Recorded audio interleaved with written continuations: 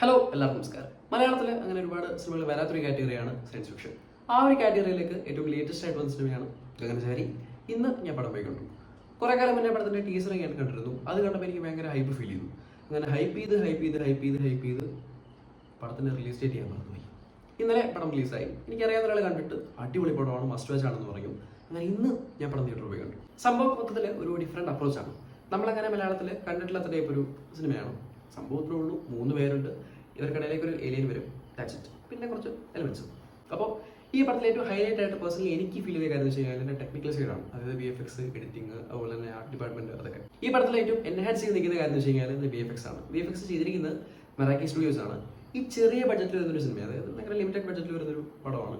ഈ പടത്തെ ഇത്രയും അടിപൊളിയാക്കിയിട്ടുണ്ടെങ്കിൽ എൻ്റെ ഏറ്റവും മെയിൻ കാരണം VFX തന്നെയാണ്. പിന്നെ പ്രത്യേകിച്ചും പടത്തിൻ്റെ ഇടയ്ക്ക് കുറച്ച് ആനിമേറ്റഡ് സീക്വൻസ് ഒക്കെ ഉണ്ട്. ആ ആനിമേറ്റഡ് സീക്വൻസ് വെച്ച് നമ്മൾ ചിരിപ്പിക്കാൻ പറ്റുന്നുണ്ടെങ്കിൽ ഒന്നും പറയാനില്ല, അടിപൊളി. എഡിറ്റിംഗ് നോക്കുന്ന സമയത്ത് പടത്തിൽ എഡിറ്റിംഗ് ചെയ്തിരിക്കുന്നത് CJ അജുവാണ്. പടം മൊത്തത്തിൽ കുറച്ച് പോർഷൻ ഒഴികെ പോകുന്ന ഒരു ഡിഫറെൻറ്റ് ആസ്പെക്ട് റേഷ്യോയിലാണ്. അപ്പോൾ ആസ്പെക്ട് റേഷ്യോയിൽ ഒരു ഡിഫറെൻറ്റ് എക്സ്പീരിയൻസ് ആണ് വരുന്നത്. പിന്നെ കളർ ഗ്രേഡിങ്ങും ട്രാൻസിഷനും എല്ലാം കൊണ്ടും വേറെ ലെവലായിരുന്നു. പിന്നെ ആർട്ട് ഡിപ്പാർട്ട്മെന്റ് നോക്കുന്ന സമയത്ത് ചെയ്തിരിക്കുന്ന M. ബാവയാണ്. അതായത് പുള്ളിയാണ് ഈ ആമയിലൊക്കെ ആർട്ട് ഡിപ്പാർട്ട്മെന്റ് ചെയ്തിരിക്കുന്നത്. അപ്പോൾ ആർട്ട് ഡിപ്പാർട്ട്മെന്റ് വൈസ് പടം അടിപൊളിയാണ്. പിന്നെ കോസ്റ്റ്യൂം നോക്കുന്ന സമയത്ത് പടത്തിലൊരു പോസ്റ്റ് അപ്പോക്കാലിപ്റ്റിക് സിനിമകളാണ് കാണിക്കുന്നത്. അപ്പോൾ ഇതിനകത്ത് ഈ മെയിൻ ആയിട്ടുള്ള 3 ക്യാരക്ടേഴ്സിനാണെന്നുണ്ടെങ്കിലും പിന്നെ അനാർക്കലി മരക്കാരനാണെന്നുണ്ടെങ്കിലും ആരുടെ ആണെന്നുണ്ടെങ്കിലും കോസ്റ്റ്യൂംസ് എല്ലാം ഭയങ്കര അടിപൊളിയായിരുന്നു. പ്രത്യേകിച്ച് അനാർക്കലി മരക്കാരന് ഒരു റിച്ച് നിൽക്കുന്ന ടൈപ്പ്, കുറച്ച് എടുത്ത് നിൽക്കുന്ന കോസ്റ്റ്യൂംസ് ആയിരുന്നു. ഇതിലെ ആക്ടേഴ്സിന്റെ പെർഫോമൻസ് നോക്കുകയാണെന്നുണ്ടെങ്കിൽ എല്ലാവരും കൊള്ളായിരുന്നു. പ്രത്യേകിച്ച് ഗണേഷ് കുമാർ, അതുപോലെ തന്നെ അജു വർഗീസ്, ഗൂഗിൾ, സുരേഷ് ഗോപി, പിന്നെ അനാർക്കലി മരക്കാർ, എല്ലാവരും കൊള്ളായിരുന്നു. പക്ഷേ ഇതിൽ അനാർക്കലിക്കുള്ള മെയിൻ ടാസ്ക് എന്ന് വെച്ച് കഴിഞ്ഞാൽ ബൈ ഫിസിക്കൽ അപ്പിയറൻസ് പുള്ളിക്കാരി ഒരു ഹ്യൂമൻ ആണ്. പക്ഷേ കാണുമ്പോൾ നമുക്ക് എന്താ ഒരു നെഗറ്റീവ് ഇടയ്ക്ക് തോന്നിക്കണമെന്നുണ്ടെങ്കിൽ വളരെ ചെറിയ എലമെന്റ്സ് വെച്ച് ഫലിപ്പിക്കാൻ ഭയങ്കര ബുദ്ധിമുട്ടാണ്. അത് പക്കയായിരുന്നു. പ്രത്യേകിച്ച് പുള്ളിക്കാരിക്ക് പല സ്ഥലങ്ങളിലും ഡയലോഗൊന്നുമില്ല. ഈ ഡയലോഗ് ഇല്ലാത്ത ഫേഷ്യൽ എക്സ്പ്രഷൻസ് കൊണ്ട് ഒത്തിരി കാണിക്കാന്ന് പറയുമ്പോഴത്തേക്ക് കുറച്ച് പണിപ്പാടുള്ളൊരു സംഭവമാണ്. അത് അടിപൊളിയായിട്ട് വന്നിട്ടുണ്ട്. പിന്നെ ബാക്കി 3 പേർക്ക്, അതായത് ഗണേഷ് കുമാറിന്, അതുപോലെ തന്നെ അജു വർഗീസിന്, ഗൂഗിൾ, സുരേഷ് ഗോപിക്ക് ഉള്ള മെയിൻ സംഭവം എന്ന് വെച്ച് കഴിഞ്ഞാൽ ഹ്യൂമറാണ്. അതിൽ പ്രത്യേകിച്ച് ഈ ഗൂഗിൾ, സുരേഷ് ഗോപിയുടെ സംഭവം എന്ന് വെച്ച് കഴിഞ്ഞാൽ ആ വോയിസ് മോഡുലേഷനൊക്കെ ഭയങ്കര അടിപൊളിയാണ്. ഈ ഹ്യൂമർ പറയുമ്പോൾ ഒരു സംഭവം പക്കയായിരുന്നു.